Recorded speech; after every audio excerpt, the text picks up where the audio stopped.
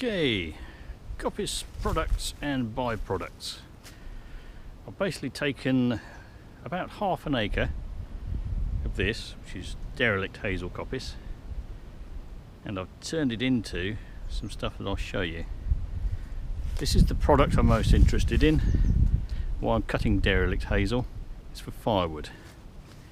Now I must stress that I haven't paid anything to be allowed to come in here and cut. My fee is basically workmanlike job to restore it to 7-year rotation in cycle hazel coppice.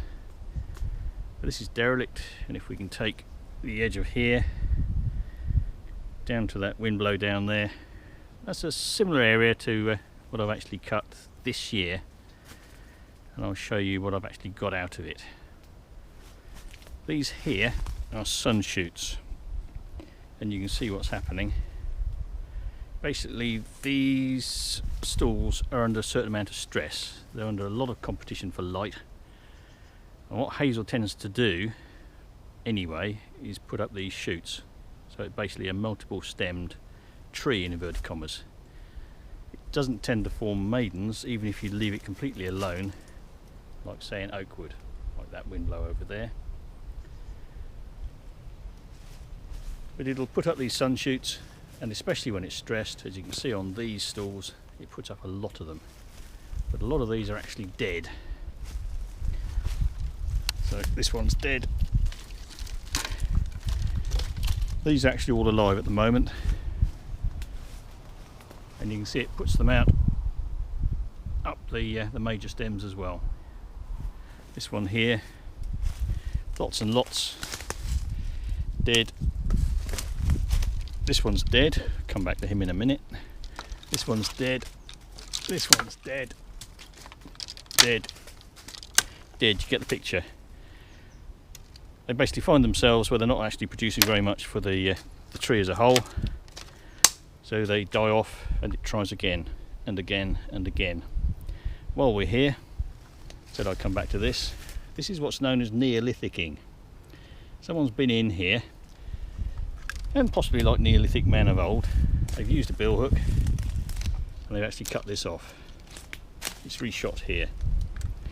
This basically, if it's done to extreme, you can see more here, that's Neolithic'd off, possibly those.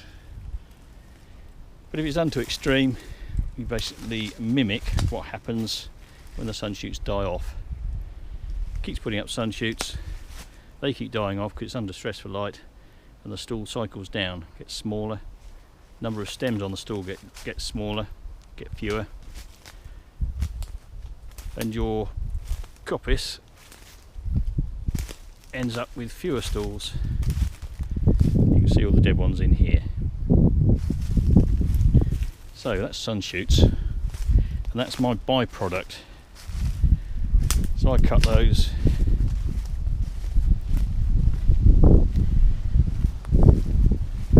Basically sell those locally in limited quantities. Some years I don't manage to sell any at all, and I basically have them in bundles at home, let them dry out in season, and I turn them into kindling, so it doesn't get wasted. This is my main product, firewood. I reckon there's between 3 and 4 tons there, because all these are 5 foot long. I also produce these, which are stakes. They're the straightest, nicest bits. You can sell those for hedging, as hedging stakes, and they need to be pointed at the bottom and flat at the top because they need to be driven in. And you can cut those with a billhook or with a chainsaw and then point them with a billhook. I use those on my logging brake, and that needs new uprights, so they'll go for that. This is all firewood. This one here, tend to leave some lengths really long when they're really nice, but that will end up as stakes for my logging brake. This here is an incidental. This is where I was sharpening my chainsaw, and you can see I've bored in with the bar, and that's a convenient height to actually do the sharpening rather than lugging a vise out here or trying to do it across your knee. And in here, where I've been working on the sun shoots. So bean rods, 6 foot, 8 foot, 10 foot over here, and these, I'll just cut these as an example, they'll end up as bean rods, more than 10 feet and tapering almost to nothing. These are hedging heathers, used to bind in the tops of a laid hedge. This is my measure, just laid these on the ground. So starting at that end, first notch 5'6", second notch 6 feet, third notch 8 feet, and at the end is 10 foot. If you're doing it seriously, you basically have your measure with an end stop on it, and that sits at waist height, so it's much more convenient. You also have a rack like this, much longer, which you make. This is just a bent over sun shoot that's been left possibly for layering. You can actually put your material on so you can work through it without bending too much. So those are the 10 foots. Those are some extras. And some of these won't be any good. For instance, this one here, it's a bit fat at this end for a bean rod. Also for a hedging heather. Basically, hedging stakes are between 11 and 12 inches between, and the heathers have to be flexible enough to weave in between them and to roll over each other, almost woven. This one here has got a flaw, so I might get an 8 foot bean rod out the end of that.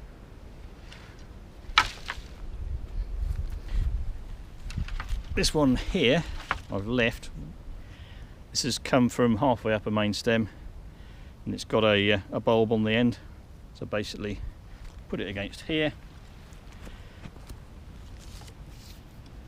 like that, smack it with a bill hook, and you'll end up with a nice clean cut. Note your upstream cuts, so this is the end I've cut off of a bean rod.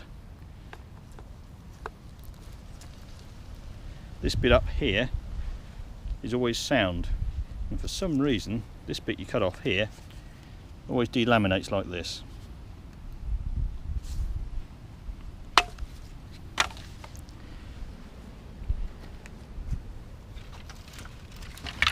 Sometimes when you get a rod out the bottom of a stool, it's jade, so it has a curve on it, and you always cut that off. Sometimes you strike with the bill hook, so you end up with a nice straight, slightly longer section. So you cut this piece off here. So your bill hook has to be sharp, and you need to be accurate. Other byproducts: